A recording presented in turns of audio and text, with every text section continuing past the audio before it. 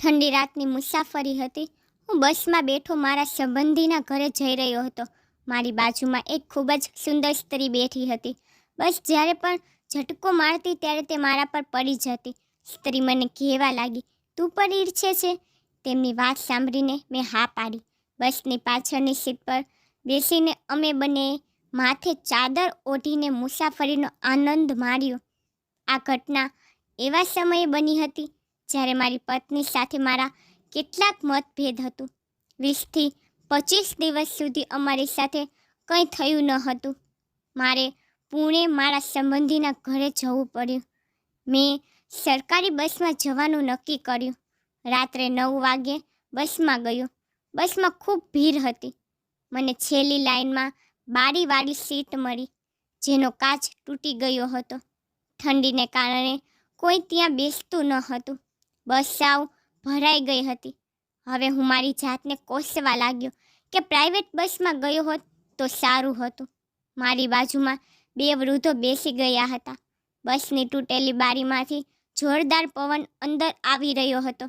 તેઓએ પોતાની ચાદર કાઢી અને હું ઠંડીના કારણે મરી રહ્યો હતો. આવામાં બસ ઔરંગાબાદ ઊભી રહી. કેટલાક લોકો નીચે ઉતર્યા અને તેઓની જગ્યાએ જે બસ પકડીને ઊભેલાઓ હતા તે ઝડપથી બેસી ગયા. હું મારી જગ્યાએ અટકી ગયો. મારી બાજુમાં રહેલા વૃદ્ધ પણ આગળ નીકળી ગયા હતા. બસ ફરી ચાલુ થઈ અને 1 કલાક પછી બસ એક હાઈવે પર ઊભી રહી અને હું પણ નીચે ઉતર્યો. મને ખાવાનું પણ મન થતું ન હતું. આમ તેમ જોઈ રહ્યો હતો. બસ નજીકમાં જ એક જનરલ સ્ટોર હતું. ત્યાં પેકેટ ભરેલા હતા. તેને જોઈને મારા મનમાં કંઈક હલચલ થઈ. ત્યાંથી કેટલાક લોકોએ તે પેકેટો ખરીદ્યા. હું તે દુકાનદાર પાસે ગયો અને તેમને પૂછ્યું કે શું કોઈ વ્યવસ્થા કરી શકાય છે. તેને કહ્યું, સાહેબ, તમે એકલા મુસાફરી કરો છો? મેં કહ્યું, હા. મેં જવાબ આપ્યો. તેને કહ્યું, આજે તમારું નસીબ સારું નથી. દરરોજ 2 છોકરીઓ આવે છે, પણ આજે તે પણ નથી આવી. અન્યથા આ કામ રૂપિયા 300માં જ થઈ જાય. હું મારા નસીબને કોસવા લાગ્યો. 25 દિવસની તરસ હતી. તેના ઉપર આ ઠંડીમાં મારી હાલત ખરાબ થઈ રહી હતી. હું મારી પત્ની સાથેના ક્ષણોને યાદ કરવા લાગ્યો અને અંદર કંઈક એવું અનુભવવા લાગ્યું કે પછી મેં વિચાર્યું કે જ્યારે હું ઘરે જઈશ ત્યારે હું મારી પત્નીને મનાવી લઈશ. આજે હું ખરેખર એવું અનુભવી રહ્યો હતો, પણ હું અત્યારે કંઈ કરી શકતો પણ ન હતો. પછી એ જ જગ્યાએ બેસીને હું ક્યારે સૂઈ ગયો મને ખબર જ ન પડી. મારી આંખો ત્યારે ખુલી જ્યારે બસ રસ્તાની વચ્ચે ઊભી રહી. મેં બારીમાંથી બહાર જઈને જોયું તો એક મહિલા તેના 2 બાળકો સાથે બસમાં આવી રહી હતી. આટલી મોડી રાત્રે મને ખબર નહીં કે તે સ્ત્રી ક્યાંથી આવી રહી હતી અને તે જોવામાં ખૂબ જ સુંદર હતી. તે કોઈ પણ રીતે 2 બાળકોની માતા જેવી દેખાતી ન હતી. બસ કંડક્ટરે તે મહિલાને બસની અંદર બેસાડીને બસનો દરવાજો ફરી બંધ કરી દીધો હતો. બસ સંપૂર્ણ ભરાયેલી હતી. ક્યાંય બેસવાની જગ્યા ન હતી.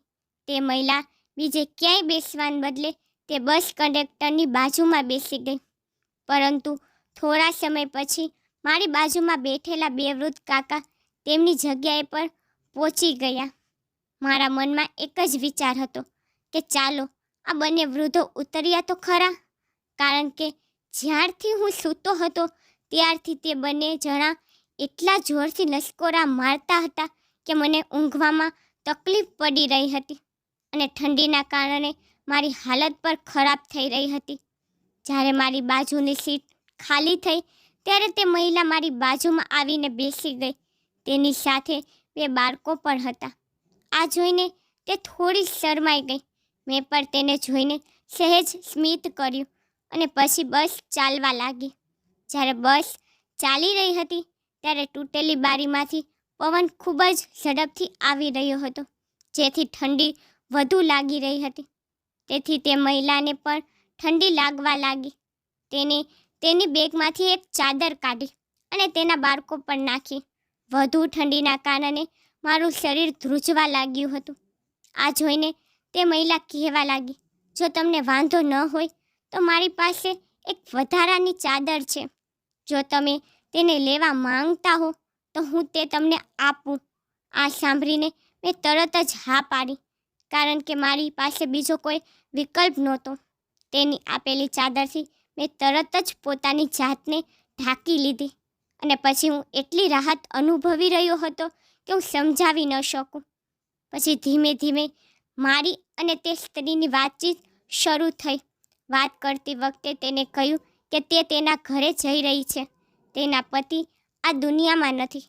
તે એકદમ એકલી છે અને તે એક ફેક્ટરીમાં કામ કરે છે અને તેના કારણે પાછું આવવામાં રાત્રે મોડું થઈ જાય છે. હું તે સ્ત્રીની નિર્દોષતા જોઈને હું તેના પ્રેમમાં પડી ગયો હતો અને તે સુંદર પણ દેખાતી હતી. કોઈ પણ તેની સુંદરતાથી તેનું મોહિત થઈ શકતું હતું. બસ ખૂબ જ ઝડપથી આગળ વધી રહી હતી અને અચાનક બસને ઝટકો આવ્યો તો તે મારી છાતી પાસે આવી ગઈ. જ્યારે મેં તેને મારી આટલી નજીક આવતા જોઈ ત્યારે તે થોડી શરમાવા લાગી. હું પણ અંદરથી ખૂબ જ શરમ અનુભવી રહ્યો હતો. મારું હૃદય અંદરથી ધડકવા લાગ્યું હતું. પ્રથમ તો 20 થી 25 દિવસ થઈ ગયા હતા આ બધું મારી પત્ની સાથે કર્યું હતું, પરંતુ મેં પોતાની જાત પર ખૂબ નિયંત્રણ રાખ્યું હતું. તે સ્ત્રી તેની જગ્યાએ આરામથી બેસી ગઈ. પછી જ્યારે બસ ચાલવા લાગી ત્યારે ધીમે ધીમે અમારા હાથની બંને બાજુની કોણી એકબીજાને સ્પષ્ટ કરવા લાગી. તેના બાળકો સારી રીતે સૂઈ રહ્યા હતા. આવી ઠંડીમાં આખી બસ સૂતી હતી. કેટલાક લોકો મોબાઈલ ફોન પર વાત કરી રહ્યા હતા. મારી બસની છેલ્લી સીટ હતી, જેના કારણે કોઈ અમારી તરફ ધ્યાન આપી શકતું ન હતું. મેં મારી ચાદર લીધી અને પછી ઊંઘવાનું નાટક કર્યું. ધીરે ધીરે બસ ચાલતી હતી. ક્યારેય તેના હાથની કોણી મારા હાથમાં સ્પર્શતી તો ક્યારેક મારો હાથ તેના હાથને સ્પર્શતો. અને ખુશ તો હું એ વાતથી થયો કે જ્યારે પણ મારો હાથ તેના શરીરને સ્પર્શતો ત્યારે તે કશું બોલતી નહીં, બલકે તે વધુ શરમાતી. હું તેની તરફનો ઇશારો સમજી ગયો. અમે બંને આ રીતે બસમાં મુસાફરી કરતા રહ્યા. હવે મારી અંદર પર ખળભળાટ મચી ગયો હતો. હવે હું મારી જાતને રોકી નહોતો શકતો. હવે મેં તેનો હાથ પકડી લીધો. જ્યારે મેં તેનો હાથ પકડ્યો ત્યારે તેને મને કંઈ કહ્યું નહીં. ત્યારે મને 100% સંકેત મળ્યો કે તે પર હવે માંગતી હતી. તેને તેની ચાદર બાળકોને આપી દીધી. પછી તે પણ મારી સાથે મારી ચાદરમાં આવી ગઈ અને પછી અમે બંને સાથે મળીને જે કર્યું તેની કોઈ કલ્પના પણ ન કરી શકે. રાત્રિના અંધારામાં ચાલતી બસમાં એકબીજાને પ્રેમ વ્યક્ત કર્યો. જ્યારે મેં તેનો હાથ પકડ્યો ત્યારે તે ખૂબ જ નરમ હતો. તે સ્ત્રી ખૂબ જ સુંદર હતી. તેનામાંથી અદ્ભુત સુગંધ આવી રહી હતી. તે સુગંધ મને તેની તરફ વધુ ખેંચી રહી હતી.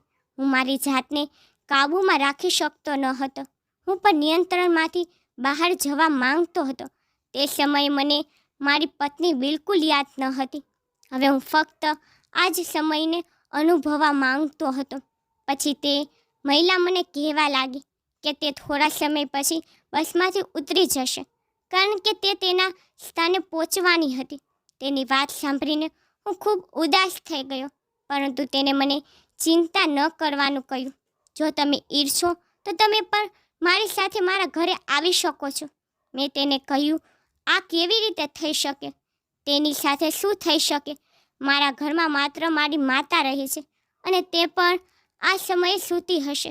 કોઈને કંઈ પણ ખબર પડશે નહીં અને આપણે ફરીથી સાથે પ્રેમમાં પડીશું અને કોઈ આપણને એકબીજાથી અલગ પણ કરી શકશે નહીં.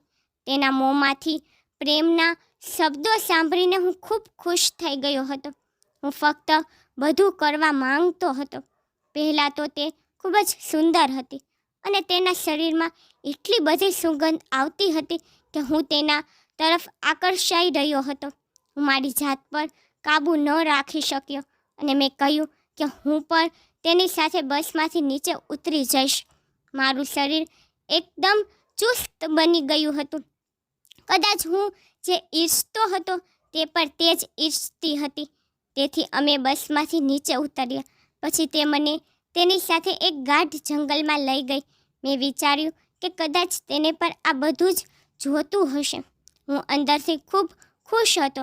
મને ખબર નહીં કે મને શું થયું કે તે કહેતી રહી અને હું કરતો ગયો અને તેની સાથે એ જ રસ્તા પર આગળ ચાલતો રહ્યો. ગાઢ અંધકારમાં હતો અને આજુબાજુ સંપૂર્ણ જંગલ હતું. જંગલના કિનારે એક નાનકડી ઝૂંપડી બાંધવામાં આવી હતી. મને લાગ્યું કે કદાચ આ જ તેનું ઘર હશે. અંદરથી તરપતો હતો. તે પણ મારી સાથે તરપતી હતી. અમે બંને તે ઝૂંપડીની અંદર ગયા. ત્યારે અંદરનો નજારો જોઈને હું ચોંકી ગયો. તેને તેના બંને બાળકોને એક રૂમમાં રાખ્યા અને મને તેની સાથે બીજા રૂમમાં લઈ આવી. એ રૂમમાં એકદમ સોફ્ટ પલંગ લગાવેલો હતો.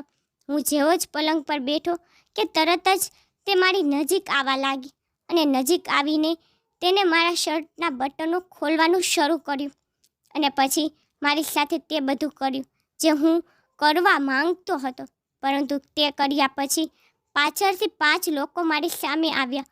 હું તેને જોઈને ચોંકી ગયો અને જ્યારે મેં તે સ્ત્રીને પૂછ્યું કે આ લોકો કોણ છે, તે હસવા લાગી અને એટલી જ જોરથી હસવા લાગી કે જાણે તે કોઈ શેતાન હોય.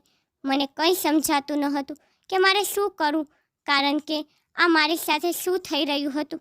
તે લોકો શા માટે મારા પર હસતા હતા. તે વ્યક્તિઓ મારી નજીક આવ્યા અને મને ગળાથી પકડીને કહેવા લાગ્યા કે તારી પાસે ગમે તેટલા પૈસા છે તે અત્યારે જ બહાર કાઢ, અન્યથા અમે તારો એક વિડીયો બનાવ્યો છે. આ વિડીયો તારી પત્ની અને આખી દુનિયામાં મોકલીશું.